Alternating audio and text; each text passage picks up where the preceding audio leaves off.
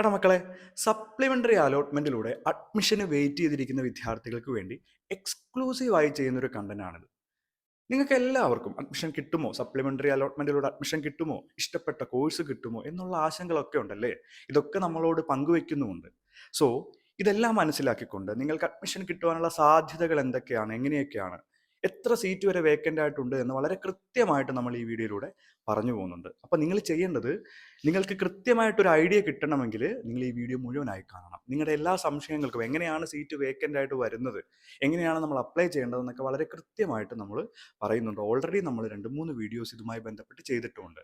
So നിങ്ങൾ video കാണുന്ന വിദ്യാർത്ഥികൾക്ക് എല്ലാവർക്കും ഉപകാരപ്പെടും. നിങ്ങൾ ചെയ്യേണ്ടത് ഇത്ര മാത്രമാണ്. നിങ്ങൾ വീഡിയോ ലൈക്ക് ചെയ്യുക, നിങ്ങളുടെ അഭിപ്രായങ്ങൾ കമൻറ്റായി രേഖപ്പെടുത്തുക, പിന്നെ നിങ്ങളുടെ സുഹൃത്തുക്കൾക്ക് വേണ്ടിയിട്ട് ഈ വീഡിയോ അയച്ചു കൊടുക്കുവാനും മറക്കരുത്. അപ്പോൾ നമുക്ക് എല്ലാവർക്കും അറിയാം സപ്ലിമെൻ്ററി അലോട്ട്മെൻറ്റ് എന്താണ് എന്ന് നമ്മൾ പല വീഡിയോകളായി തുടരെ പറയുന്ന കാര്യമാണ് അല്ലേ. ഇതുവരെ അഡ്മിഷൻ കിട്ടാത്ത വിദ്യാർത്ഥികൾക്ക്, ഇതുവരെ അപ്ലൈ ചെയ്യാൻ കഴിയാതിരുന്ന വിദ്യാർത്ഥികൾക്ക്, എന്തെങ്കിലും അപ്ലൈ ചെയ്യുന്ന സമയത്ത് നിങ്ങളുടെ ആപ്ലിക്കേഷനിൽ എന്തെങ്കിലും എറർ കാരണം നിങ്ങൾക്ക് അഡ്മിഷൻ കിട്ടിയിട്ടില്ല, സോ ഇങ്ങനെയൊക്കെയുള്ള വിദ്യാർത്ഥികൾക്കാണ് സപ്ലിമെൻ്ററി അലോട്ട്മെൻറ്റിലൂടെ അപ്ലൈ ചെയ്യാൻ കഴിയുന്നത്. ഇത് കൂടാണ്ട് SSLCയുടെ CA എക്സാം എഴുതി റിസൾട്ടൊക്കെ കിട്ടിയിട്ടുള്ള വിദ്യാർത്ഥികൾക്കും നിങ്ങൾക്കും എന്ത് ചെയ്യാൻ കഴിയും, സപ്ലിമെൻ്ററിയിലൂടെ അപ്ലൈ ചെയ്യാൻ വേണ്ടിയിട്ട് കഴിയും. അപ്പോൾ നമ്മൾ പറയുന്നത്, ഇപ്പം നിലവിൽ നിങ്ങൾക്കറിയാം 3rd അലോട്ട്മെന്റ് വരെ കഴിഞ്ഞു, മാസീവായിട്ട് കുറേ അഡ്മിഷൻസ് കംപ്ലീറ്റ് ആയിട്ടുണ്ട് അല്ലേ. ഇനി എങ്ങനെയാണ് അതിന്റെ പ്രൊസീജിയേഴ്സ് വരുന്നത് എന്നുള്ളത്, അതായത് നമുക്കറിയാം ഇപ്പം മാനേജ്മെന്റ് കോട്ടയിലേക്കും കമ്മ്യൂണിറ്റി കോട്ടയിലേക്കും ഒക്കെ അഡ്മിഷൻ നടക്കുന്നുണ്ട്. അതോടൊപ്പം തന്നെ സ്പോർട്സ് കോട്ടയിലേക്കും അഡ്മിഷൻ നടക്കുന്നുണ്ട്. സോ ഈ അഡ്മിഷൻസ് എല്ലാം കഴിഞ്ഞതിന് ശേഷം ഗവൺമെന്റ് വേക്കൻ്റ് ആയിട്ട് ഏതൊക്കെ സ്കൂളിൽ, ഏതൊക്കെ കോഴ്സിൽ സീറ്റ് വേക്കൻ്റ് ആയിട്ടുണ്ട് എന്ന് ഗവൺമെന്റ് ഔദ്യോഗികമായി പബ്ലിഷ് ചെയ്യും. അപ്പൊ നമുക്ക് ഓരോ ജില്ലയിലും ഓരോ സ്കൂളിലും എത്രമാത്രം സീറ്റ് വേക്കൻ്റ് ആണെന്ന് കൃത്യമായിട്ട് അറിയാൻ വേണ്ടിയിട്ട് കഴിയും. മനസ്സിലായോ? സോ ഇതിന്റെ അടിസ്ഥാനത്തിലാണ് നമ്മൾ എന്ത് ചെയ്യുന്നത്, സപ്ലിമെന്ററി അലോട്ട്മെന്റിന് വേണ്ടിയിട്ട് അപ്ലൈ ചെയ്യുന്നത്. അപ്പോൾ അഡ്മിഷൻ കിട്ടാത്ത എല്ലാ വിദ്യാർത്ഥികൾക്കും എന്ത് ചെയ്യാം, സപ്ലിമെന്ററി അലോട്ട്മെന്റിലേക്ക് അപ്ലൈ ചെയ്യാം. ഇനി ഏതെങ്കിലും ഒരു അലോട്ട്മെന്റിൽ നിങ്ങൾക്ക് അഡ്മിഷൻ കിട്ടി, പക്ഷെ നിങ്ങൾ എന്ത് ചെയ്യുന്നില്ല, അഡ്മിഷൻ എടുത്തില്ല, അങ്ങനെയുള്ള ഒരു വിദ്യാർത്ഥികൾക്കും സപ്ലിമെന്ററിയിൽ അപ്ലൈ ചെയ്യാൻ കഴിയുന്നതല്ല. ഓക്കെ അല്ലേ? ഇനി നമുക്ക് കുറച്ച് കണക്കുകളിലേക്ക് വരാം. എടാ, നമുക്കറിയാം മാനേജ്മെന്റ് കോട്ടയുടെയും അതോടൊപ്പം തന്നെ കമ്മ്യൂണിറ്റി കോട്ടയുടെയും ഒക്കെ അഡ്മിഷൻ നടക്കുന്നുണ്ട് അല്ലേ. നമ്മുടെ കേരളത്തിലെ വിദ്യാലയങ്ങൾ എടുത്തു കഴിഞ്ഞാൽ ഇതിലെല്ലാ സ്കൂളുകളുമായി ഏകദേശം 25,000-ഓളം സീറ്റുകളാണ് കമ്മ്യൂണിറ്റി കോട്ടയ്ക്ക് വേണ്ടിയിട്ട് മാറ്റിവെച്ചിട്ടുള്ളത്. അതോടൊപ്പം മാനേജ്മെന്റിലേക്ക് വന്നാൽ ഏകദേശം ഒരു 35,000-ലധികം സീറ്റുകളാണ് മാനേജ്മെന്റ് കോട്ടയ്ക്ക് വേണ്ടിയിട്ട് മാറ്റിവെച്ചിട്ടുള്ളത്. അപ്പൊ നിങ്ങൾ നോക്ക്, 25,000-ലധികം, 35,000-ലധികം, അപ്പൊ ഏകദേശം ഒരു 60,000-ഓളം വരുന്ന സീറ്റുകൾ കമ്മ്യൂണിറ്റി കോട്ടയിലേക്കും മാനേജ്മെന്റ് കോട്ടയിലേക്കും മാറ്റിവെച്ചിട്ടുണ്ട് അല്ലേ. ഇനി നിലവിൽ എത്രയാണ് വേക്കൻറ്റ് സീറ്റുകൾ വന്നിട്ടുള്ളത്? നിലവിൽ റിപ്പോർട്ട് ചെയ്തിരിക്കുന്ന കണക്ക് പ്രകാരം, അതായത് 3rd അലോട്ട്മെന്റിന് ശേഷം റിപ്പോർട്ട് ചെയ്തിരിക്കുന്ന കണക്ക് പ്രകാരം 5,000-ലധികം സീറ്റ്, ഏകദേശം ഒരു 6,000-ഓളം വരുന്ന സീറ്റുകളാണ് വേക്കൻ്റ് ആയിട്ടുള്ളത്. ക്ലിയർ ആയി കാണുമല്ലോ. ഇനി ഈ കമ്മ്യൂണിറ്റി കോട്ടയിലേക്കും മാനേജ്മെന്റ് കോട്ടയിലേക്കുമുള്ള അഡ്മിഷൻ നടക്കുന്നത് എങ്ങനെയാണ്? നമുക്കറിയാം, നമുക്കിപ്പോൾ ചില കുട്ടികൾക്ക് 3rd അലോട്ട്മെന്റ് വരെ, 1st അലോട്ട്മെന്റിലും 2nd അലോട്ട്മെന്റിലും ഒക്കെ നിങ്ങൾ ടെമ്പററി ആയിട്ട് അഡ്മിഷൻ എടുത്തു അല്ലേ. എന്നിട്ട് 3rd അലോട്ട്മെന്റിനോട് വെയിറ്റ് ചെയ്തു. ചില കുട്ടികൾക്ക് ഹയർ ഓപ്ഷൻ കിട്ടി, ചില കുട്ടികൾക്ക് കിട്ടിയില്ല. അപ്പൊ അവരൊക്കെ എന്തിന് അപ്ലൈ ചെയ്തിട്ടുണ്ട്? കമ്മ്യൂണിറ്റി കോട്ടയ്ക്കും അപ്ലൈ ചെയ്തിട്ടുണ്ട്, മാനേജ്മെന്റ് കോട്ടയിലും അപ്ലൈ ചെയ്തിട്ടുണ്ട്. സോ ഇങ്ങനെയുള്ള വിദ്യാർത്ഥികൾ എന്താ ചെയ്യുന്നത്, കമ്മ്യൂണിറ്റി കോട്ടയുടെ റാങ്ക് ലിസ്റ്റ് വരുന്നവരെ വെയിറ്റ് ചെയ്യും. ഇപ്പൊ നിലവിൽ നിങ്ങൾക്കറിയാം കമ്മ്യൂണിറ്റി കോട്ടയുടെ റാങ്ക് ലിസ്റ്റ് പബ്ലിഷ് ചെയ്തിട്ടുണ്ട് അല്ലേ. അപ്പൊ ഈ റാങ്ക് ലിസ്റ്റ് വന്നതിന് ശേഷം കുറെ കുട്ടികൾ, അതായത് മെറിറ്റിൽ അഡ്മിഷൻ കിട്ടിയ കുറെ കുട്ടികൾ അവർക്ക് ഇഷ്ടപ്പെട്ട സ്കൂളിൽ കമ്മ്യൂണിറ്റി കോട്ട കിട്ടിയത് പ്രകാരം അങ്ങോട്ടേക്ക് പോകും. ചില കുട്ടികൾ പോയില്ല, ചില കുട്ടികൾ കമ്മ്യൂണിറ്റി കോട്ടയിൽ ഇഷ്ടപ്പെട്ടിട്ടുണ്ടാവില്ല. അപ്പൊ അവരെന്ത് ചെയ്യും, മെറിറ്റ് പ്രകാരം പെർമനന്റ് അഡ്മിഷൻ എടുക്കും. അപ്പൊ ഇങ്ങനെ മെറിറ്റിൽ കിട്ടിയ കുറെ കുട്ടികൾ കമ്മ്യൂണിറ്റി കോട്ടയിലേക്ക് പോകും, ചില കുട്ടികൾ കമ്മ്യൂണിറ്റി കോട്ടയിൽ അഡ്മിഷൻ എടുക്കാതെയും വരും.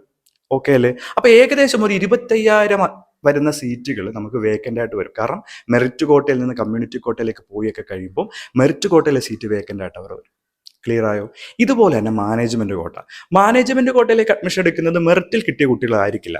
മെറിറ്റിൽ കിട്ടിയിട്ടും ഏകദേശം നമുക്ക് ഇഷ്ടപ്പെട്ട സബ്ജക്റ്റ് കിട്ടിയിട്ടില്ല, അങ്ങനെയുള്ള വിദ്യാർത്ഥികൾ മാനേജ്മെന്റ് കോട്ടയിൽ എടുക്കും. അതോടൊപ്പം തന്നെ ഒരു അഡ്മിഷൻ കിട്ടാത്ത വിദ്യാർത്ഥികൾ മാനേജ്മെന്റ് കോട്ടയിൽ എടുക്കും. അപ്പൊ കുറെ കുട്ടികൾ മാനേജ്മെന്റിലേക്ക് പോയി.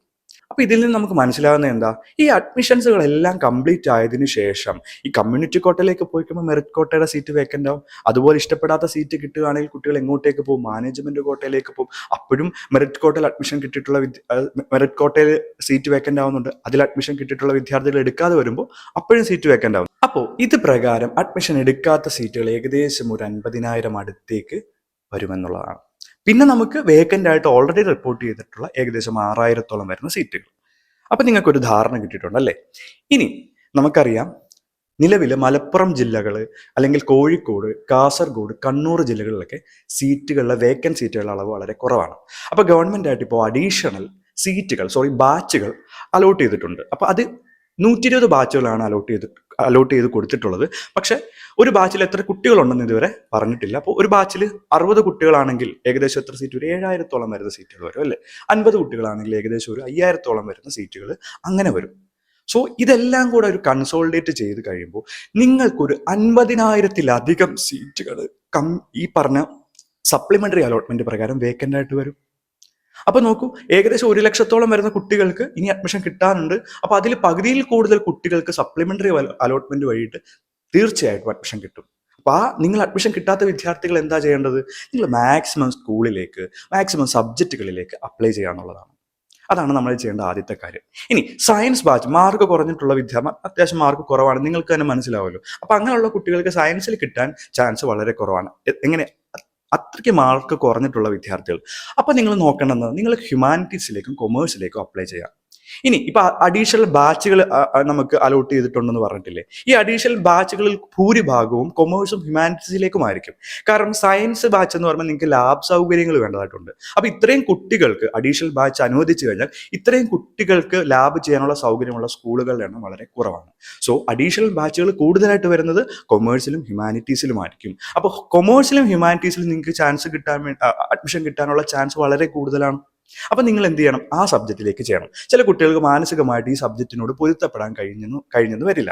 ഇപ്പൊ സപ്ലിമെന്ററി അലോട്ട്മെന്റ് കഴിഞ്ഞാലും സപ്ലിമെന്ററി അലോട്ട്മെന്റിൽ അഡ്മിഷൻ എടുത്തതിന് ശേഷം നിങ്ങൾക്ക് ട്രാൻസ്ഫറിന് അപ്ലൈ ചെയ്യാനുള്ള ഓപ്ഷൻ ഉണ്ട്. സോ സീറ്റുകൾ വേക്കൻ്റ് ആണെങ്കിൽ നിങ്ങൾക്ക് ഇഷ്ടപ്പെട്ട സ്കൂളിലേക്ക് മാറാനുള്ള ഓപ്ഷൻ അപ്പോഴും വരുന്നുണ്ട്. ഇനി അതല്ല, ട്രാൻസ്ഫറിന്റെ പോസിബിലിറ്റി എന്നൊക്കെ പറഞ്ഞാൽ നമുക്കൊരു 50-50 പോസിബിലിറ്റിയെ പറയാൻ വേണ്ടി കഴിയും. കാരണം ട്രാൻസ്ഫറിന് അപ്ലൈ ചെയ്യുമ്പോഴും നമ്മുടെ മാർക്ക് അവിടെ ഒരു ഘടകമായിട്ട് വരുന്നുണ്ട്.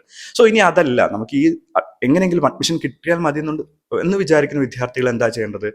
നിങ്ങൾ ഹ്യൂമാനിറ്റീസിലേക്കോ കൊമേഴ്സിലേക്കോ ഒക്കെ അപ്ലൈ ചെയ്യുക. ഇനി ഈ കോഴ്സുകൾ പഠിച്ചാലുള്ള സാധ്യതകൾ എന്താണെന്ന് നിങ്ങൾ മനസ്സിലാക്കുക. നിങ്ങൾക്ക് ഇപ്പോൾ യൂട്യൂബിൽ തന്നെ ഒത്തിരി വീഡിയോസ് അവൈലബിൾ ആണ്. കൊമേഴ്സ് പഠിച്ചാൽ എന്തൊക്കെ സാധ്യതകൾ, ഹ്യൂമാനിറ്റീസ് പഠിച്ചാൽ എന്തൊക്കെ സാധ്യതകൾ. നമുക്ക് പൊതുവേ നമ്മുടെ സമൂഹത്തിൽ ഒരു കാഴ്ചപ്പാടുണ്ട്, ഹ്യൂമാനിറ്റീസ് പോലുള്ള സബ്ജക്റ്റുകൾ പഠിച്ചു കഴിഞ്ഞാൽ വലിയ പ്രത്യേകിച്ച് ഗുണമൊന്നുമില്ല എന്നുള്ളതാണ്. സോ ഈ കാഴ്ചപ്പാടുകളൊക്കെ മാറി നിങ്ങൾക്ക് കൃത്യമായിട്ട് ഗൈഡൻസ് തരുന്ന കുറേ വീഡിയോസ് നിങ്ങൾ യൂട്യൂബിൽ തന്നെ കാണും. സോ ഈ വീഡിയോസ് ഒക്കെ കാണുക. അപ്പോൾ നമുക്കൊരു സെൽഫ് കോൺഫിഡൻസ് വരും. ഈ സബ്ജക്റ്റുകൾ പഠിച്ചാൽ നമുക്ക് വളർച്ചയിലേക്ക്, നമുക്കും ഗ്രോത്ത് സംഭവിക്കും എന്നുള്ളൊരു കോൺഫിഡൻസ് കിട്ടും. നിങ്ങൾക്ക് പതിയെ ഈ സബ്ജക്റ്റിനോടൊരു ഇഷ്ടം വരും. ഓക്കെ, അപ്പൊ നിങ്ങൾ ഈ കാര്യങ്ങൾ ശ്രദ്ധിക്കുക എന്നുള്ളതാണ് അഡ്മിഷൻ സമയത്ത് ചെയ്യേണ്ടത്. അപ്പൊ കൂടുതൽ സ്കൂളുകളിലേക്ക്, കൂടുതൽ കോഴ്സുകളിലേക്ക് അപ്ലൈ ചെയ്യുക. ഹ്യൂമാനിറ്റീസിനും കൊമേഴ്സിനും ഒക്കെ ഹയർ പ്രയോറിറ്റി കൊടുത്ത് തന്നെ അപ്ലൈ ചെയ്യുക.